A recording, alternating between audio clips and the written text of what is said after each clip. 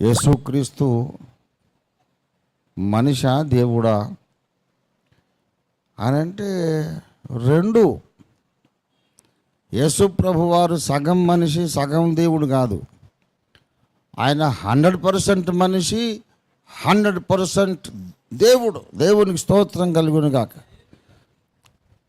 ఒక భక్తుడు చెప్పాడు, ఈ మధ్య దీంట్లో కూడా వచ్చి పాత ఓల్డ్ సేయింగ్, అది మీడియాలో కూడా ఎవరో దాన్ని పోస్ట్ చేశారు.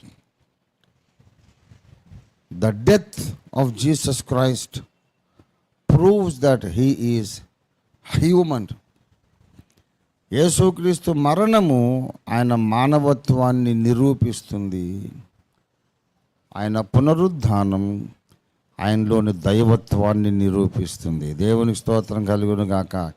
Resurrection proves that he is God and his death proves that he is human. Human కాకపోతే చచ్చిపోలేడు. దేవుడు చచ్చిపోతాడా? దేవుడు చచ్చిపోడు, అక్షయుడు. ఆయన మరణము నిరూపిస్తోంది ఆయన మానవుడని.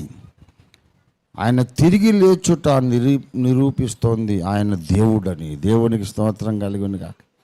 హల్లెలూయా. కనుక ఆయన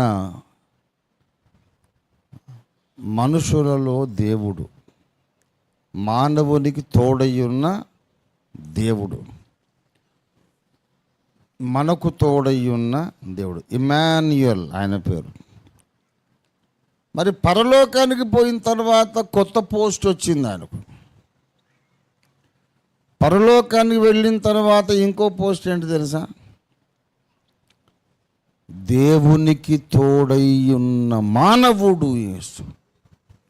భూమి మీద గాడ్ విత్ మెన్. పరలోకంలో పోతే ఆయన మ్యాన్ విత్ గాడ్. దేవునికి స్తోత్రం కలుగును గాక. హల్లెలూయా.